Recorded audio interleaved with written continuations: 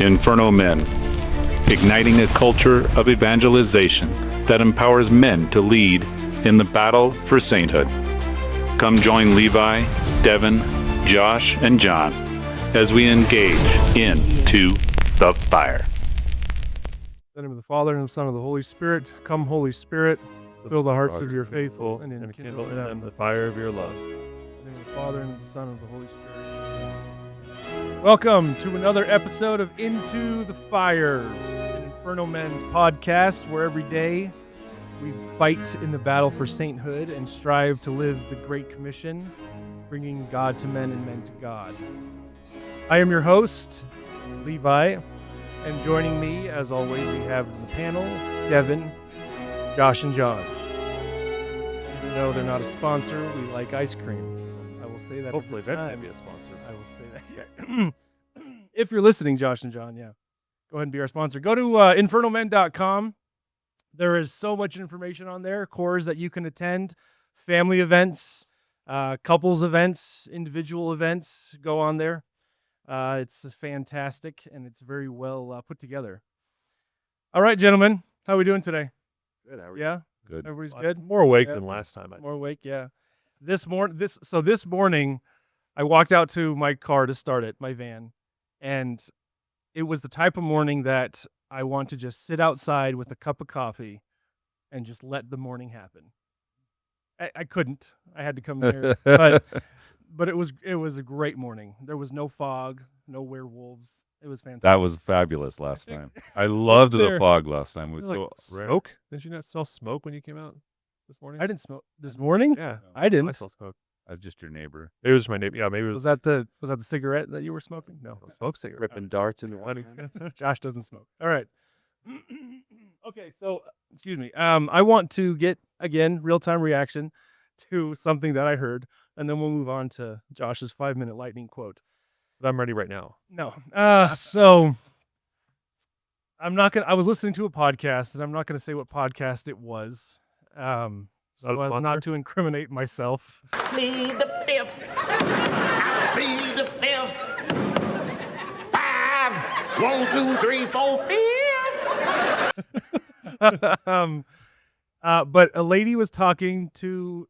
It was kind of like a round table. The lady was talking, and she was talking about giving birth, being pregnant, and all that stuff. Okay. She made two really weird comments or points or whatever. The first one was, she said, because she's getting pregnant and destroying her body, she wanted her partner to destroy his body as well by getting a tattoo of her face on his stomach. All right? That was the first point. Devyn, that was my reaction. That's the correct, sane reaction. I'm already. What you fired. talking about, Willis? The second thing she said, and these are her words, and not this may come across as a little crass to some, but the second thing she said was she wanted a push present, meaning when she actually delivers the baby, right? She wanted a present for that, and she wanted a house or a car or both. Okay, Wow. so all right, so the. So what? Sorry, I'm not going to ask. Nope, what I'm not podcast going to answer that. so listening to. I was yeah, it was in a greater context, and I mean, obviously, she was being the one portrayed as in the wrong here, right? But Not like the host of the. I had never heard of the term push present. First of all, No, never. where as if it's some type of transaction to have a child. Yeah. Right, like I'm going to get pregnant and have a child, therefore I need some recompense for it. There we go. Right, as opposed to the child itself, maybe is the recompense. Yeah, That's exactly. the gift, and then the whole I'm destroying my body, so you have to destroy yours. Like there's some give and take, or there has to be some equal amount of the exact same type of difficulty and struggle and pregnancy. Like it struck me so weird. Because it's almost like the commodification of pregnancy, right? It's like it's not a transaction. I can't think of any other word than that. It in and of itself is the good is the reward. Yeah. So anyway, that's it. So go ahead and talk about how weird that is. I don't understand why it would be like just on the first note of I'm destroying my body. I don't think your body taking on a function that it's designed to do. I don't think it can result in destroying of one body. Oh, good point. Yeah. I mean, obviously there's anomalies and things like that can happen, but I wouldn't consider that destroying a body. And then demanding that someone else too. It's like misery loves company. Demanding that someone else destroy their body as well. That doesn't sit right. I don't know what it is, but Exactly. It didn't sit right. That's a good way to describe it. All three of those statements so far that he made, everything to me was like, this person is not ready to be a parent. This person is so self-focused that, they're not even close to being ready. It's like kid number 1. Do you know? It was kid number 1. Yeah. Well, and then, they're going to learn, right? Immediately you have self-sacrifice. What did we talk about before on one of the other podcasts? One of the quickest ways for men to mature is to have a child. And all of a sudden, boom, you're responsible for somebody else. And so my prayer for this lady is that the same thing, that she has that, that moment or several moments that gets her to the point of maturity, really, because, she's going to have a lot of self-sacrifice and all that. So, I mean, could just be the inexperience, the nuance of it, the newness of it for her. But, I pray for her. I'll pray for her. That's what I'll do. Oh, yeah, no, we should all pray for her. It just didn't sit right. No. Anyways, yeah, it's almost like she was trying to take away, at least I was thinking, the ability for the husband and the wife. I don't think she was married. The partner, the baby daddy and mama daddy, baby mama. She was taking away the journey, right? It was like, oh, I put a coin in the slot and I'm just going to wait until the candy bar comes out. Oh, geez. Like, come on. What an analogy. Okay.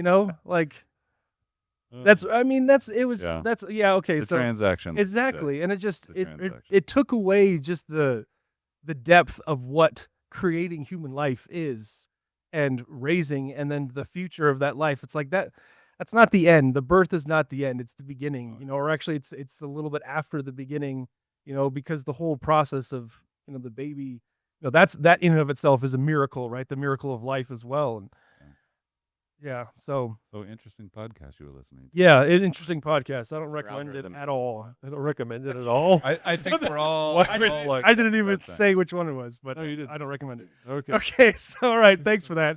Okay, we are now moving on to the 5-minute-ish lightning quote. Josh brought a man quote for us. I did. And we Devyn, John, and I do not know what the quote is. All right. And so take it away. You had to show me, by the way. I did. I was trying to get someone on my side. Not my quote. I said I will not. That's against the rules of the I game. mustn't. Well done, Devyn. You want me to say who it's from, or just Yeah. Not good at all. Patrick Henry? Ooh. Adversity toughens manhood, and the characteristic of the good, or the great man, is not that he has been exempt from the evils of life, but that he has surmounted them. Adversity toughens manhood, and the characteristic of the good, or the great man, is not that he has been exempt from the evils of life, but that he has surmounted them. First thing I hear is, of course, adversity that you have to go through. I mean, it's a process, right? We're all going to have trouble no matter what. The question is, how do we handle it, right? How do we respond? We hear it in so many different aspects of our lives about the response. So, yeah, I agree. That's that makes me think about all the different things I've gone through, and gosh darn it, did I do well? Did I not do well? And I guess there's really only one judge on that. And I'll find out when I'm done. Oh, yeah, Levi is the judge. You come to judge. When I first read that, I saw the word adversity as well, and my first thought was kind of going back again to one of our earlier podcasts. Men are designed to overcome problems and figure out solutions. That's what we were designed at the very beginning when God created Adam and Eve. He gave Adam a task. He gave him something to do. This is your goal. This is what you have to do. This is going to keep you. You need to be kept busy doing something. It reminds me of the God, don't take away the mountain, but give me the grace to climb Climb it. it. Yeah. Where did Yeah. that come from? I don't know. Me, probably. Okay. No, I definitely didn't come up with that quote. Most likely, but no, I like the word design there that you use, Josh, because that means that it is a role that God planned for man to be in and to fulfill. Yeah, it's not like God created man and then went, oh, now I have to give him something to do. Yeah. Oh, from the very beginning. Oh crap! Exactly. What do we do now? What happened? What happened? Yeah. Yeah, we talked about it a lot on one of the other podcasts about, idle hands, right? Mhm. Devil playground, so forth. I don't mind the devil playground. Yeah. Yeah. Idle. Yeah. Yeah, mine. No, that's that's excellent. It's also like the iron sharpens iron thing, where it's like a self sharpening trimmer. That's what I have right now. But it's like, it's not that other men are sharpening you. It's that you, through your own adversity, are getting through it, and you are sharpening yourself in order to overcome greater difficulties in the future. Yeah. The flow of thoughts here is very similar to what I had, because I kind of set up 3 points. Oh, I broke down. Did you set a timer, by the way? No. All right, we'll set it for 3 minutes. Okay, 3 minutes. We talked for about 2 minutes. Yeah. Okay, we talked for about 2 minutes. Okay. All right. So That was the whole point. I'll do That's the the whole- timer. You put it got straight on Right. your, Okay, yeah, okay. What are your points? My point, the first point was exactly what you guys did. Adversity toughens manhood. I took that point first and pulled that aside, and that's why I brought up from the beginning, we discussed last time, man needs to overcome something. And the second point was, which kind of naturally flowed into it, was the characteristic is not that he has been exempt from the evils of life. I took that section and I took that aside and I said, so many people today want it easy.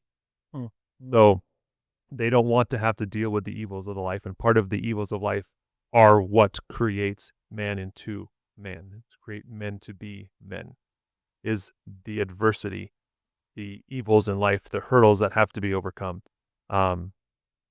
There's a guy as one of the things that I'm looking at going, well, we don't really have that in today's society. Those experiences. There's a guy at work. He has 10 acres of land out and towards past Woodland Park, and he just will randomly go out, hunt a squirrel, kill it, cook it, and eat it. It's just like, oh, okay.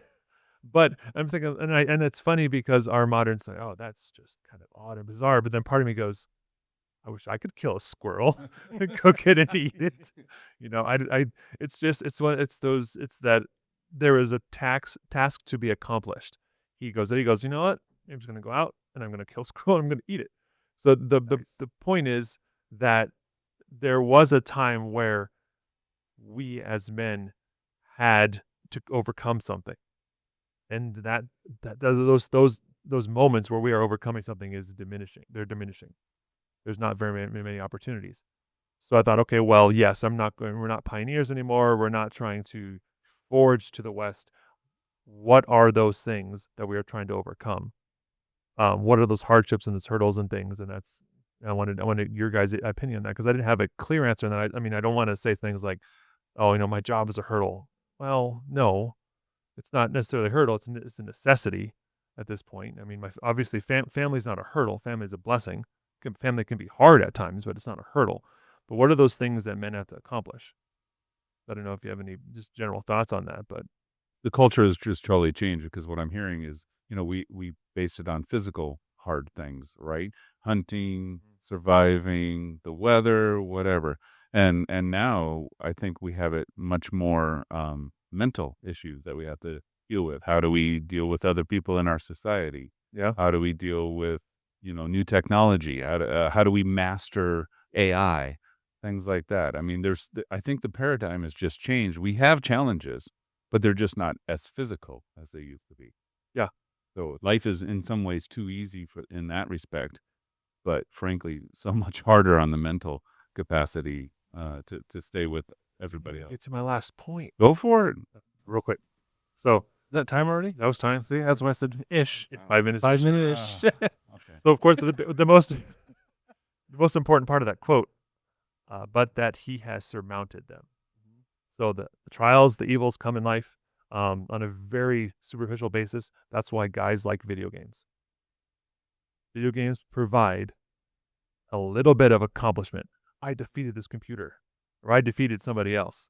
So depending when you complete the game, for men especially, it's because even though it's completely frivolous and completely superfluous, we like video games, generally speaking, because we either beat somebody at them or beat the computer at them. Has nothing to do with our life. Interesting. Nothing to do with our life. Victory. Yeah, I've it's the never- real victory. I've Yep. never really thought of it like Yeah, that's why men in general, boys in general, and playing a video game. That's why we get upset and frustrated and we'll yell at the screen because the computer beat us. But is it real? Is it real victory? I think No, victory no. does come That's from just it. because we can only truly not. learn in defeat, which would be. Yep. Sometimes defeat and losing gives us the opportunity to readjust and get What do you better. learn? Mario Kart, I got hit boost faster. I mean, that's Yeah. basically it. So there's a learning thing. Was it false victories that can inflate like ego? Like I've always thought of. I never saw. Like, yes, there's a lot of mental issues today. I think a lot of that has to do because we're not dealing with physical adversity as much. Who said it? Mens sana in corpus sano. Sound mind is a sound body. Hmm. I think we see them as being detached. It's like there's a big crisis and, men, especially like in the military community, mental health. It's like, yeah, but like our military is also, 40% overweight right now. I think that's, well, I don't know if that's exactly it, but I mean, if you go on an installation, you're like, man, what happened after COVID? Like everybody's just big, physical standards dropping. But I think that's a big part of it too. I think keeping yourself active is also feeds the mind as well. Like your friend that goes out and kills a squirrel just to make sure that he stays sharp, just to be comfortable being uncomfortable just because he has to. I think that pays off in the end. And that helps feed his mind because he knows he can do it. He knows he can survive if he needs to. So therefore, his mental health is probably pretty strong. It's probably a strong character. That was a good quote. I like that. Point. Yeah, that's a good That quote. was a great quote. Yeah. There's a lot there. There's There is. there's a lot there. So That could be okay, like a well, whole I guess we'll leave, or at least I would like to say this last point. Is it good that things are so easy now? I think the knee-jerk reaction is no. Go ahead. What I'm saying, that was kind of what I was getting at. The last point is that if you look back from the very beginning in history, men had to conquer something. They had to either go hunt for their family at the very beginning. They had to defeat the neighboring tribe because they were encroaching on their property. They had to then lead armies into war. They had to climb Everest. So these are like the various factions. So now, like, what is that? That's kind of what is that? Is what is our thing that this generation has to do, or can do? That's a good question to That's the thing, because all those previous things are very physical in their nature. It's I have to physically do something. I have to physically overcome something. Interesting is that the people had no choice whether or not to do those things. Now we have a choice. Yes. Yeah, So they were grocery store about 2 blocks from my house. Yeah. Yeah. and somebody else can shop for me Yeah. and load my And car bring it for to me. or Yeah. bring it to me. Yeah. That's exactly Which that's is exactly it. which is just the exact opposite of your Right. friend hunting a squirrel. It's like the Yeah. battle for like preservation or progress. Like to And- serve the things that are have contributed to forging men and people in general, or do we progress to the point of where men no longer need to be forged to build comfort? Ooh. No, they must be. Yeah. We talked about it before, forging, right? That's a key word. If we're not forged, we're not getting stronger. That's right. The forge is adversity. Adversity is the forge itself. Okay. Wow. Well, anyway, we could have Okay, time. that's Thanks, a Josh. 10-minute, Thanks. 5 For minutes. giving us too That's a deep good of a one. quote. Sorry, Okay. I was No, I was apologize. That was good. Yeah. I'm I gonna like let that one. Is There was he- a at lot. midnight Is- tonight. Patrick Henry, give me liberty or give me death. Yes. Yeah. Yes. Or give me mashed potatoes. As Far Side, Gary Larson, Far Side. I love Give me Gary mashed Larson. potatoes, give me death. All right. Okay, thanks, Josh. That was great. We could have done the Rest in whole peace, Gary Larson. episode on that. All right. Okay, so now we're going to move in. This is the final episode of Manhood in the Bible. Not that we've exhausted the topic, but this is where we're going to end this topic. All right, so we're going to go first with Ephesians. We're going to do 2 from Paul, Ephesians and Romans, and then we have one from Micah, which is, I thought, pretty interesting. All right, so Ephesians 4:11 through 14. And his gifts were that some should be apostles, some prophets, some evangelists, some pastors and teachers, to equip the saints for the work of ministry, for building up the body of Christ, until we all attain to the unity of the faith and of the knowledge of the Son of God, to mature manhood, to the measure of the stature of the fullness of Christ, so that we may no longer be children, tossed to and fro and carried about with every wind of doctrine, by the cunning of men, by their craftiness and deceitful wiles. So I know I put some points here, but I'm going to ignore them because what Sorry. I said nothing. No, I'm perfectly fine. Your look said it all. John was ready to. He was ready to. So you can. You're welcome to touch on them. But Absolutely. what I wanted to, the more I reflected on this passage, the more I liked the idea, because it kind of ties in with what we talked about last episode, was being a man, not a child, tossed to and fro and carried about by every wind of doctrine. It's like, what's the quote, St. Augustine? It's the mark of an intelligent man that he can entertain an idea and not ascribe to it.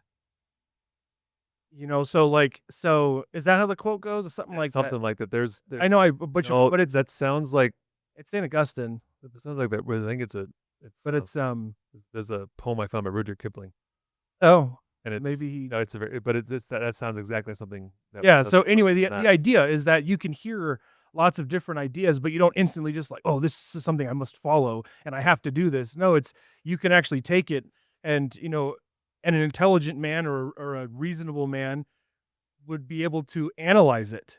And so I think that's kind of like maturity. You're able to see things that, and they might not be good things, especially with everything the world's throwing at us. You might be able to see all this around us and still be like, that's not good. That's not good. This is the path I need to follow. Even though I'm seeing all of these different ways and walks of life, that's not good. It's the well-formed conscience leading us and guiding us. And so that was the point that I kind of wanted to start with, was be a man, not a child, because you're able to discern. There's so many things needing to be discerned, I think, in the modern day as opposed to before. Before, when people were just thinking about survival, it's just you do what you got to do. Now there's, who do I want to be? What should I be? What belief system do I want to have? There's just so many things, so many different cooks in the pot, so to speak. Who said the quote originally? If you marry yourself to the spirit of the age, you'll find yourself a widow in the next. I've heard that quote, that's a but I good- don't know who. Yeah, that's a good quote. said A it. Devyn original. No, it's not. Oh. It's not. I'll look up here in a second who said that. But that's, Can you say it again? if you marry yourself to the spirit of the age, you'll find yourself a widow in the next. I might be getting something wrong in there. I might say That sounds current right. spirit of That the age or sounds right. something. But It happens. that's an interesting one, because when I look at the tossed to and fro and carried about with every wind of doctrine, I think of like all these new ideas that come up, and everybody's trying to reinvent things and find new ways to make something work better, reinventing the wheel. I mean, progress in areas that are needed are great, but not every single area of life is like, if we focus on progress in every single facet of life all the time, we might be missing the areas that actually need progress. I think, especially in today's political climate, I think that contributes to the men, not really fulfilling the roles. But that's also a little bit of relativism there too, when it comes to simply to the religion and doctrine that way. It's like, okay, well, every wind of doctrine, every different belief system that someone else comes up with, I'm just going to marry myself to that new belief because it fits better to my lifestyle, or it fits better to what I want to believe. They're not focusing on one particular religion for the sake of that religion. They're focusing on the religion because it makes them feel good, or because it fills what they think they need. Yeah, that's That's a good point, because that's like, I want to adjust everything to fit me, rather than Yes. the discomforts that I would have to go through in order to fit proper doctrine. Yes. The adversity. Oh, No, no, no, no. Well, and I just thought of your lady with the pregnant lady at the beginning of your story. She doesn't want to have to go through all this. She wants something to make it worth it without seeing that the baby is It's worth it. worth it. Thanks. But you know what? As you guys were talking about, I was actually thinking about how, as dads, how are we going to keep up with it to teach our kids if we can't even keep up with it for ourselves? So many different things, as you said, are coming to us. So many different relative truths that come. And I think about with my own 6 kids, it's like, did I teach them well? And you can't teach everything. So I think the only thing you can do is teach them how to discern, like you were mentioning, and are we doing that? And Devyn, I think of you with, little kids about to come, actually Levi as well, new ones there. And you're going to think the best thing you can probably do is teach them discernment versus trying to teach them everything about everything that's out there, because you'll never keep up. Hold that thought. Yeah. So Fine. that's what society used to do, right? That's what the liberal arts used to be. It used to teach people how to think and how to discern, to the transcendental idea, right, of goodness and truth, and be like, it made people, especially I'm thinking specifically of like education or places of higher study, right, colleges, universities. That's what it was. It was discern in life what is good and what is true and what is beautiful. And Josh, I was thinking of your friend who goes and hunts. He's in nature, and nature is beautiful. And then, like you were saying, Devyn, like that's his mind is probably better because of it. But now society has flipped that on its head, and it's not about what's objectively good and true. It's about what do I like? What do I want? What's It's good so for me? subjective, and it's flipped on its head, that it's not about looking for those excellent things around us. And I think we've taken away that ability. So for people that are more on the conservative side, for instance, they are probably not given the opportunity to look at all different aspects of things, because they're saying, if I even look at that, all of a sudden I'm shifting my point of view to the more liberal side. They're not even giving that whole process. Like you're saying, liberal arts used to be the idea where you go and think of everything and give everything a fair shot, and then figure out what your path is, right?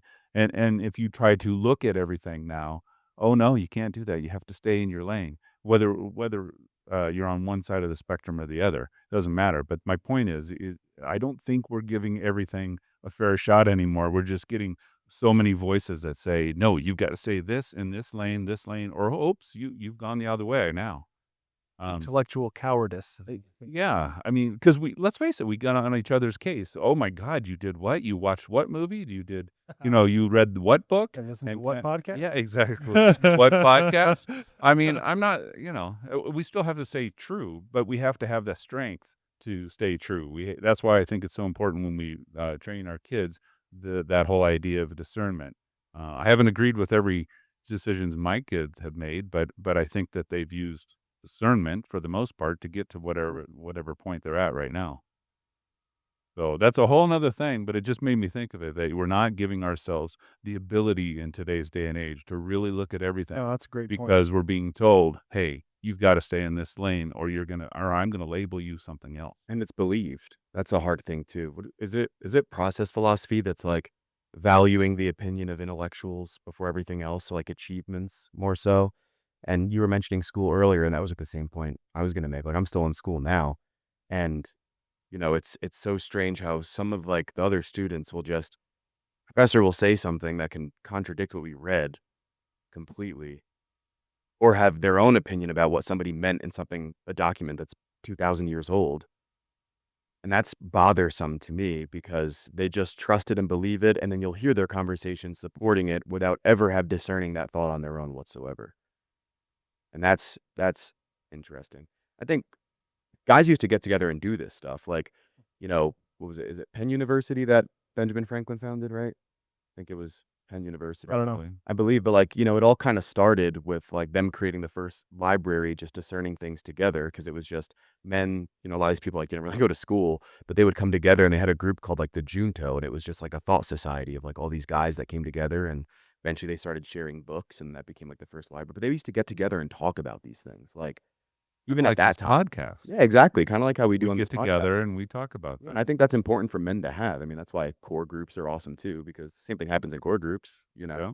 So Little plug for Inferno there, guys. There's probably over 40 core groups. yeah, out there's there. so many. So if you like the classics, or if you like a particular saint, or if you like a particular sport, Or golf. yeah, my golf core, yes, of course. If you like one of those things, you can find Shameless one of plug. those organizations to hook up with at infernomen.com. And if not, you can join this virtual core with us. That's right. Go ahead, Josh. No, going back to the intellectual, what you were saying about men getting together. I mean, that was the early philosophers. That's what they did to come up with the great thoughts and the great ideas of what is man, what is his purpose, what is the purpose of life. Going back all the way to Aristotle and Socrates, and then even like the early mathematicians and those that studied, because they just sat there and they constantly were questioning and running things by each other and constantly talking, and that's really Arguing with each and arguing. That's just And yeah, that's okay. Proper Yeah, arguing. Not exactly. like emotional arguing. Right. Just two views that are trying to find common ground kind of arguing. And it's something that I think we have lost in society, is the idea of just getting together as men and just talking about this stuff, just philosophizing, just because you're not trying necessarily to fix anything or to solve anything. You're just getting together just to get together and talk about it. I think we're lacking, and you're absolutely right. And this is just like not really like a sidebar thought, but just something that popped in my head. Those types of thinking, or men getting together and thinking like that, would produce beautiful things. When's the last time a novel as profound as Paradise Lost came out? When's the last time somebody wrote something as beautiful as Dante's Inferno?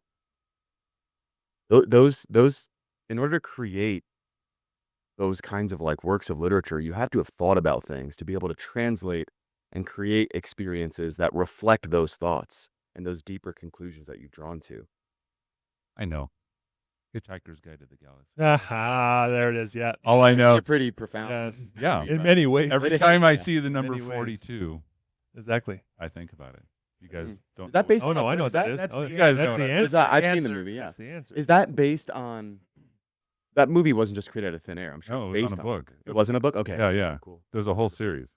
Okay. I'll But have to check and that out. yeah, I think it's So like a the- 5-part trilogy. yeah. Yeah. Oh, It interesting. is. It is. Interesting. Just remember 42. Anyway, how does that circle back to our Well, our quote? We that's kind of great. went a little I love off these. there. I love it. Okay, so the other point I want to talk about real quick is, well, yeah, let's do this last point on the Ephesians one here, is the beginning. And his gifts were that some should be apostles, some prophets, some evangelists, pastors, and teachers, to equip the saints for the work of ministry, for building up the body of Christ. I like that because, first of all, it shows that there are different roles in society that we need to play, right? All of us as men.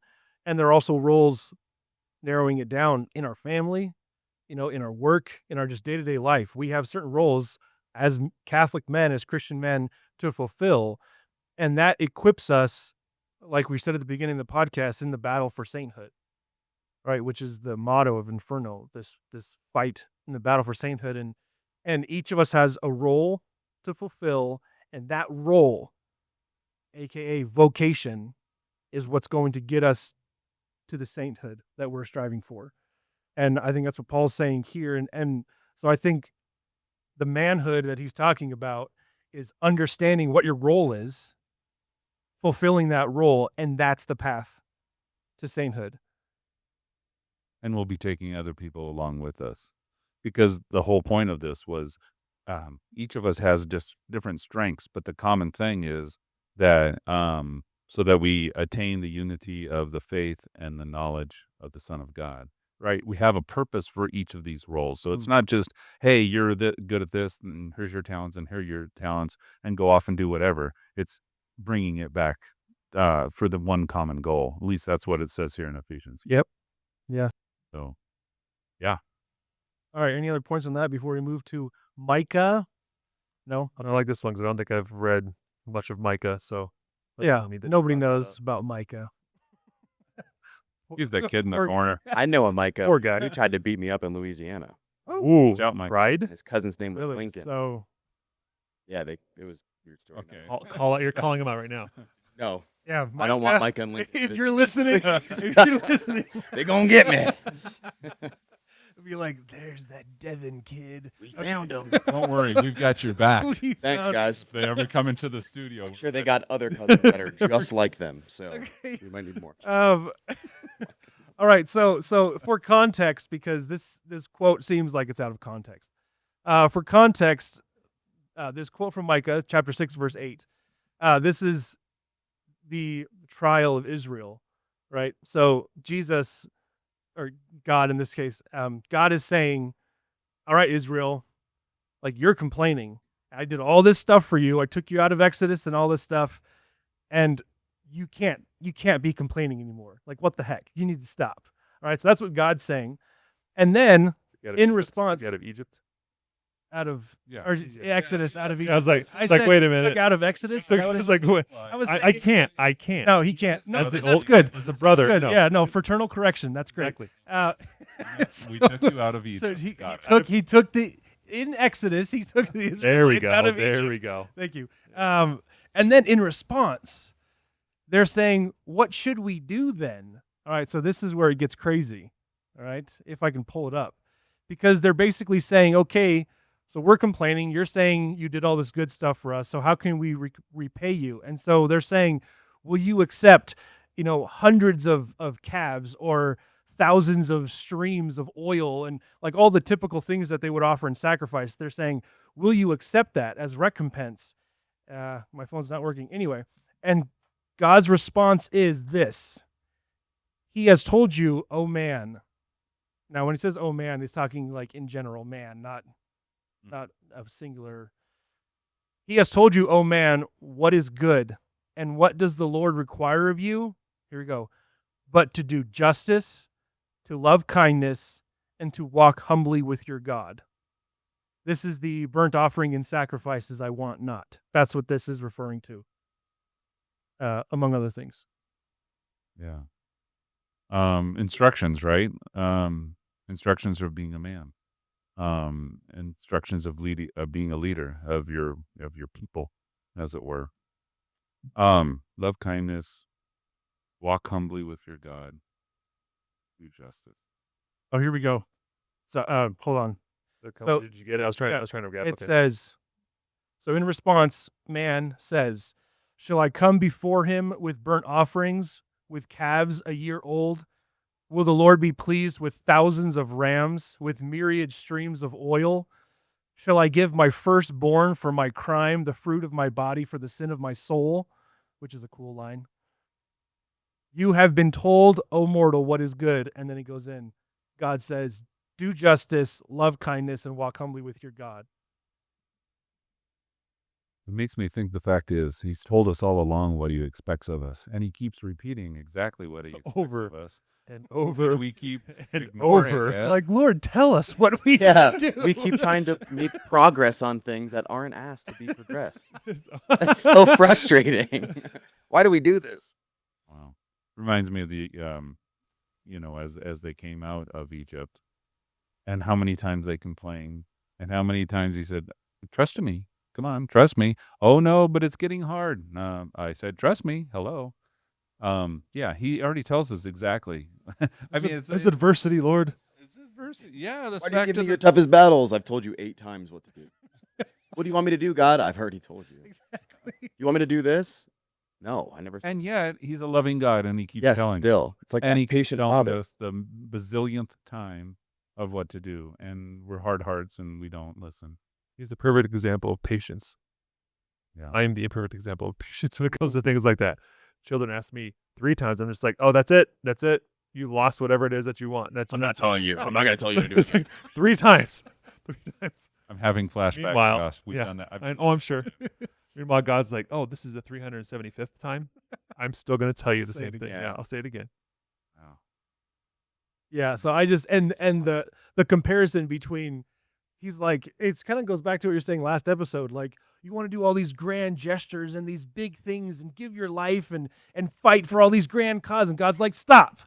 I just want you to be just and humble and kind to your pick up your socks. Pick up your socks. Just want your socks. I just want your bed to be made. Yeah. You know, exactly. And so we always think it's got to be this big thing, but God's like, no, just live a good life, a Christian Catholic life, you know, and be kind and charitable to others, and give to others what is their due, and it's so simple, but yet difficult.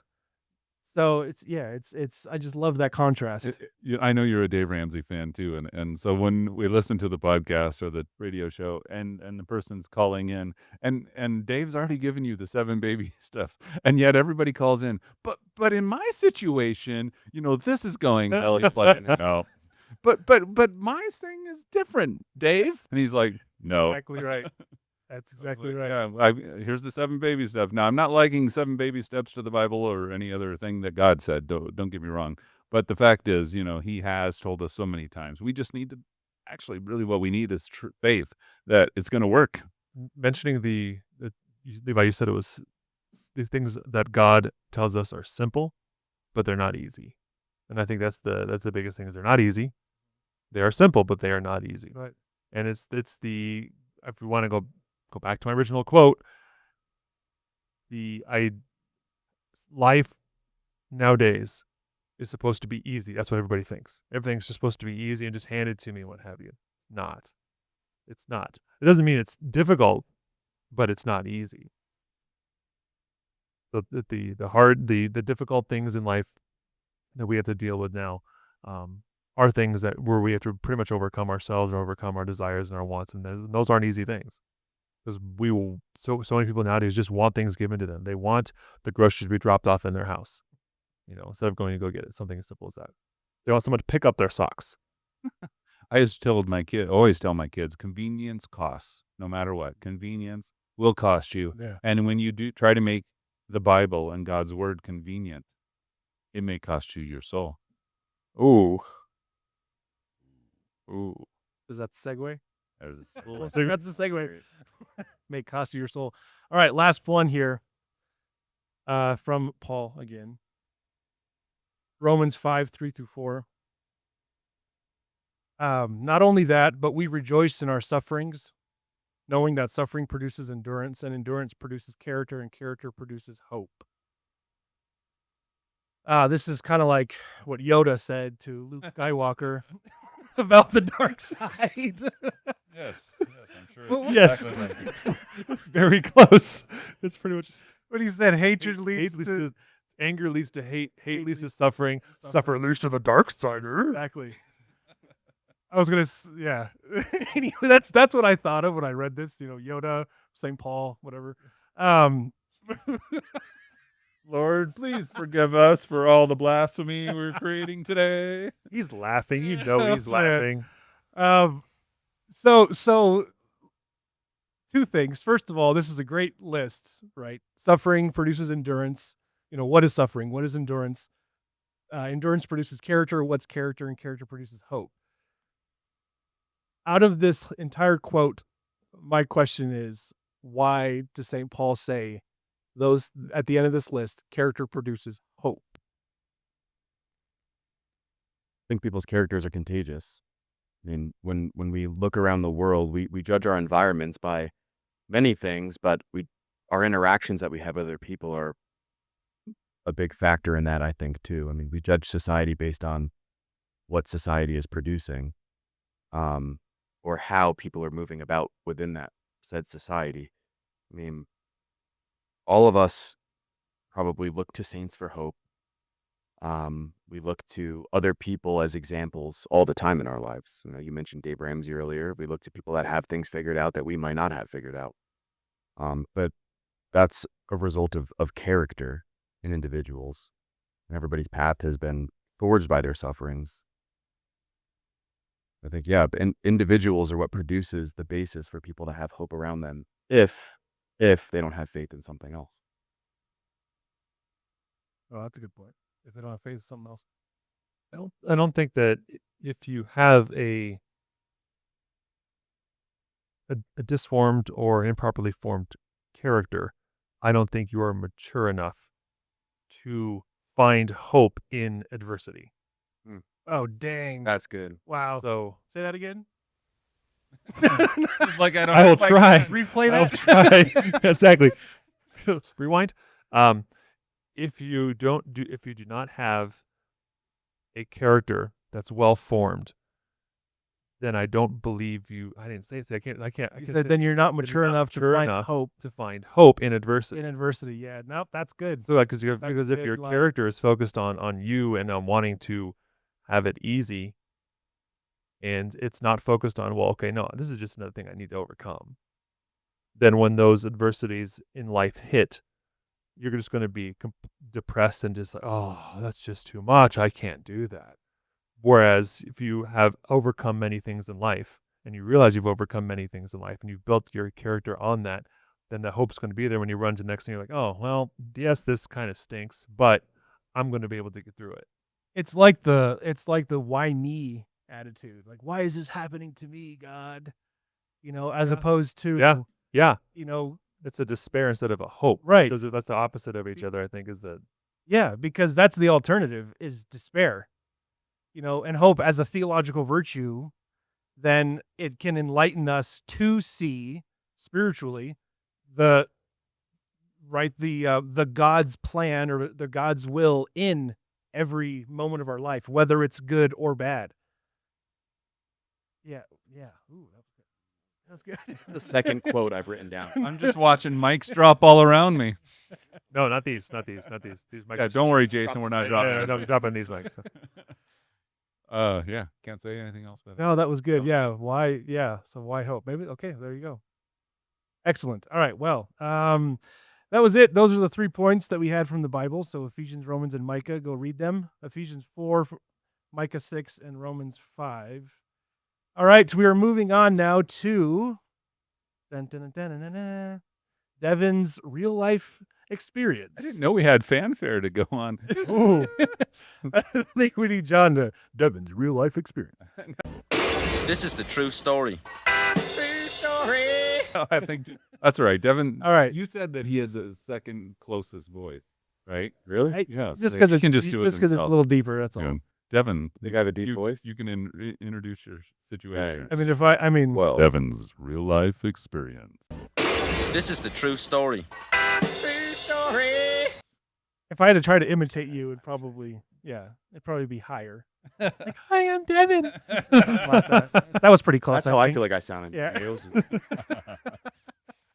All right. All right. So my real life experience, this is, I guess it kind of plays hand in hand with some of the stuff we talked about today, especially with how we react when going through adversity.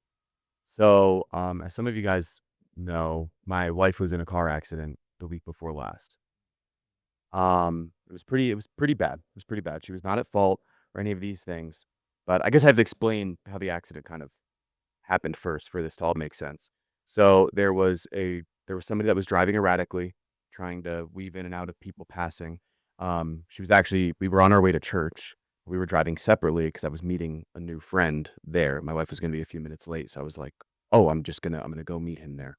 And I had to let our friend's dog out that he was watching. So as soon as I got to church, I was on the phone with my friend. Now, while we were driving, he was very excited. It was his first time going to church since confirmation, probably. Yeah. So Cool. I mean, his whole family was coming, but so I was excited for that, and I didn't think of any risk or any of these things, right? So my wife was driving. There was somebody that was driving erratically in and out of lanes, weaving out of traffic. And when he got to my wife's car, he tried to merge in front of her. He clipped the front of her car. She went into a SUV on the side, bounced off the SUV, came across both lanes, hit a big curb, and then there was a tow truck yard, and she smashed into the front of the tow truck. Oh my landed that gosh. way. Wow. So it was very, very scary. So when she called me, she was very calm.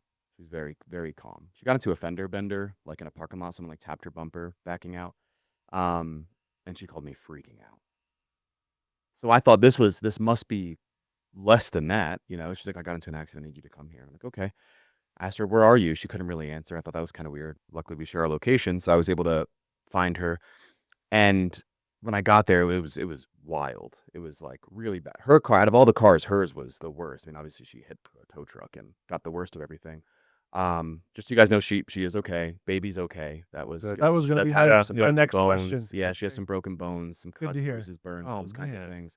Very, very sad. But she's a tank. She's doing much better now. But she was very out of it, and there was a woman that helped her out of the car, and also this homeless man. And they told me, because my wife was kind of like being a little skittish, which is understandable. She's gone into an accident, but they told me that the driver of the other vehicle and his posse of friends got out of the car when she was trying to make sure she was okay, and she was out of it. There was blood coming out of her mouth in the seat. They were like, "Oh my gosh, this woman gonna live, die, whatever." The driver of the SUV that the car put her into, there was about 4, maybe 5 guys that came out of that car running over to her car, and her assumption, the lady that was opening the door kind of like steps back, like, "Oh, they're coming to help." They were not. They came specifically to cuss. What? Yeah, they called my wife a lot of bad words. You hit my car. Yeah, lots of bad words. My wife does remember some of that, and she just remembers feeling scared, right? She's like, Yeah. she's kind of coming to, and she's like, what the heck's going on? And I thought that was very, very strange that the first reaction of these men who had not much damage to their car, considering they were all healthy, they were fine. Their first reaction was to come and yell at this woman and scream. Wow. It'd be different if they came over and saw that she was perfectly fine, Right. But to me, getting out of the car with a group of men with the purpose of yelling at someone else, right? Correcting someone else for their actions before seeing that they're okay. That was very odd to me. When I found that out, I was angry, but I didn't emotionally react and go over there. And, the cops did know about it too. So they went over. They ended up making the driver cry, which is, Good. yeah. But, and then, Yeah. but, ever since then, his sister came over and she's like, I heard what my brother did. She was pregnant herself. She's like, I heard what he did. Oh, I'm wow. so sorry. All this stuff. She apologized. And then we got a call and some messages from him after, just apologizing and asking if there was any help or this. And it kind of like leads into like that adversity and kind of what you said without the formed character, or without having a formed character, you lack the maturity to find hope during adversity. And his first judgment, because of lacking some character that previously Interesting. didn't forge him to like do the good, right? Seeking justice and all these things and loving kindness, that was his first reaction. Also, the reaction of all of his friends who were also in the car, unharmed, I mean, they were in a big SUV, they were fine, just bounced off. But that was very odd to me, because my first reaction when I found that out, yes, I was angry, I was infuriated, but it wasn't to run and yell. I didn't even talk to him at all. I didn't talk to the person that caused the accident, because what is that going to do? But it really made me think that it was strange that out of 4 to 5 guys in that car, grown men, that was their reaction during adversity. It sounds like, especially as a group, if it was one guy That's getting mad, wild. but then like a whole group of guys get out, it's like Mob mentality. that'll though. They all had a similar mentality. That's what I mean. scary. It's Mob mentality. it's a little bit. It's very immature and it's really cowardly. We never know in many people's ways. situations, Well, No, they all we- thought we- they were supporting their friend, though. Right. I mean, to them, they thought, "Hey, I'm gonna be right there with you, buddy. I'll take care of you." And Yeah. so maybe that's their thought. But you're right. They should have thought that better, a little bit better before they came over and started cussing. Yeah, I thought that was a weird example, and you put it in different ways. I guess in my mind, I wasn't thinking they were supporting a friend. I was just thinking that they all were equally up in arms over something that was much like, it's almost like it's bigger than themselves, and they're up in arms. I don't know. It's Yeah. hard to explain, but I've been thinking about that a lot. And even the person that caused the accident, driving erratically, all these things, but that's what sticks out. to me, is that there was all this commotion. You're fine, you're healthy, you're safe. But then all of a sudden, you get into an accident. And it's like, The only damage, and he was complaining about the car too, but like the worship and prioritization of material goods, Yeah. and then that affecting Not- ourselves as men, 5 grown men. 5 Not only grown men. that, but it's also like the worship of self, because all they're worried about is he's probably thinking about, oh, I'm going to have to get this fixed or whatever. He doesn't even care about Now a I'm late. bleeding woman in a car that's smashed up. Yeah, and another thing that kind of really frustrated me too, they did come over because the ambulance obviously came right to my wife's car. Like they got her out, they put her in the ambulance. And while she's in the ambulance, some of those guys came over, like demanding to be checked out immediately. And they were like, I'm sure I'm fine. One of the guys specifically said, I'm sure I'm fine, but I'm trying to get into the military and I just want to make sure everything's good and all this. And I thought in my head, after serving 12 years, I'm like, I wish somebody would call me and tell me that one of my soldiers was trying to do that. There's a pregnant woman who was hurt in a car accident that you just cussed out. And now you're trying to say she needs to hurry up. I got to get checked out. I think I'm fine. She was banged up, man. Like, yeah. it was bad. It was really bad. Like she was out of it, and them prioritizing themselves over It's another exactly woman it. who's carrying That's a life. what it is. It's the prioritization after of they got self talked to, by over the way. everything else. That's scary. That's 5 grown evil. men. That's It evil. is. It That's very the image that just- comes to my mind is just like this cloud of evil that's just tormenting somebody who is beaten and down and already just on the ground, and it's just hitting and hitting and hitting relentlessly. I mean, oh dang it, I don't like that. I know that's hard. Scary. I'll tell you. I always wonder if I'm backing up my family, my wife, enough, And so I think my first reaction would be to be angry. I don't know if I'd be calm like you were. I think it's like, there's got to be some justified anger there. And you go over and get in their face. But that's really a struggle in my head is like, can I be calm and trust? Or do I just fly off the handle and but not even flying off the handle, but thinking I'm justified in my anger because I'm protecting my family. Just like perhaps these guys were feeling like they were justified in supporting their friend and going over. Now, what they did, their actions, you can't really justify cussing and all of that for this person. But my point is, I'm amazed that you were able to keep calm and strong. What else were you thinking during that time? Well, really, I was just like, is my wife safe? Is my wife going to be okay? Yeah. Is the baby going to be okay? Yeah. Is our Yeah. child going to be okay? 'Cause you had your priorities straight. I did, but I also Characters asked, was formed. everybody else okay as well? Like to some of the witnesses, and thank goodness there was so many Yeah. witnesses that stopped to help her. because- After you made sure your wife. and Yeah, your of kid- course. Like I did Right. have prioritization. The That's first the- thing is everything's safe, and my wife kept saying like, "I'm sorry about the car. I'm sorry about the car." And I'm Oh, like, you're like, I don't care. care crap about the I car. don't care about the car. Yeah. You know. Yeah, really. But to your point, like there have been many moments in my life where I thought that I was going to be the person to keep a level head in situations. I guess another example, if we have a little bit of time, another A few minutes. yeah, another example is, the first time I ever deployed, right? I was kind of the guy that like, oh yeah, you're gonna be fine over there. You're gonna do, and in my head too, it's like, oh, I'm a leader. I'm gonna be just fine. The first time I ever deployed, I was already a leader, so that was strange for my generation too, because most people had already had like 2 deployments by the time I had my first, and some were even younger than me.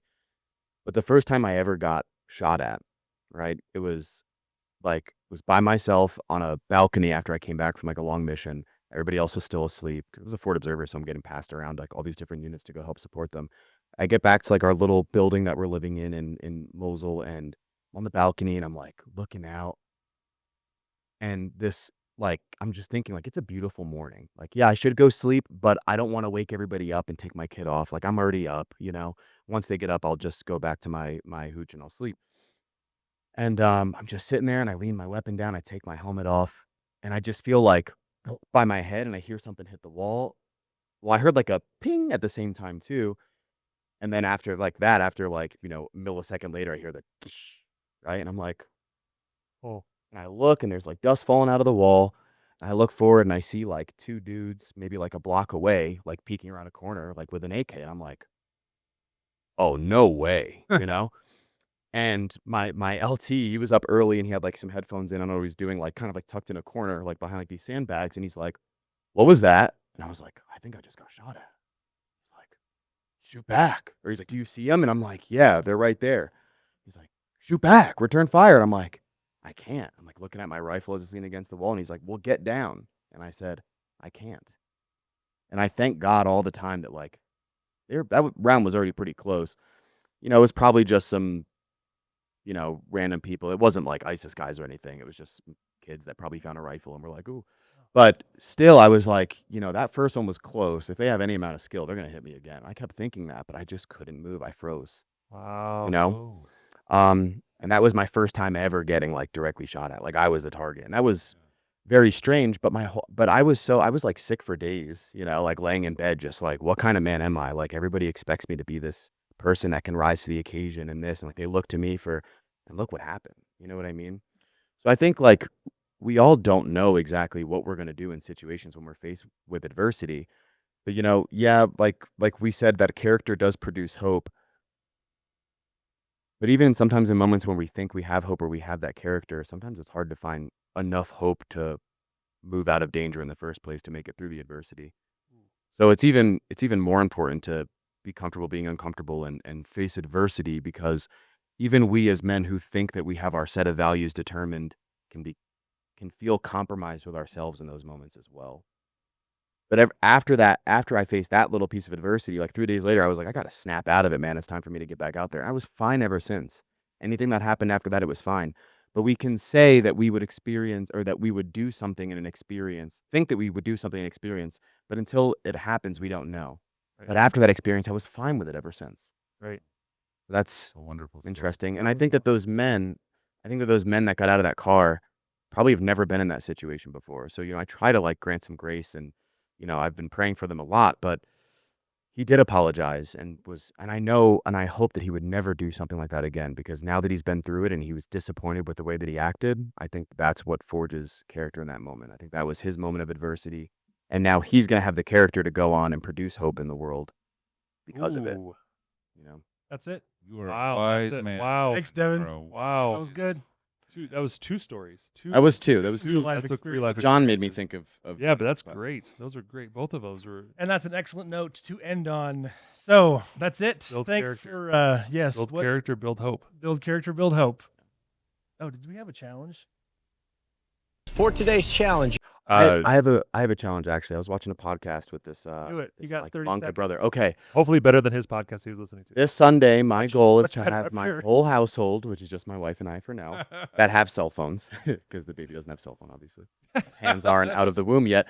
But Because his hands aren't out I of think the a womb good yet. challenge That's is the only just reason. take one day with no electronics whatsoever. Fast from our phone for one day. Oh, yeah. I know I do too. I mean, like, my phone is always at my side Maybe for just work, for work. but it is okay for on Sunday, especially on our Sabbath. We should be able to not use our phone. And if people don't understand that, then they lack character to have hope without their phone. But I'm excited to try that this weekend. Okay. All right, let's do it. No phone whatsoever. phone. Phone is off from, I've turned it off on Saturday night. Does it matter which day? No, I mean, Yeah, just it's- one day. just Pick a one day. day. Okay. Yeah. Spend that time with your family and It's grow much better. in It's faith. kind of like yours. 5 minutes with your family. Intense. In face to face, eye to eye. Yeah. That's hard. I hope you're still doing it. Not in physical proximity, Um, actually engaging. I saw my kid playing, my boy playing with Matchbox cars the other day, and I went that next to him. So I was like, well, good, I did it one day. That was it. Exactly, It was yep. one day. Baby. That meant the world to your child. All right, that's it. That's all the time we got for today. Thanks for joining us in this conversation. We will pray for you. Keep praying for us. In the meantime, Stoke the fire. God bless.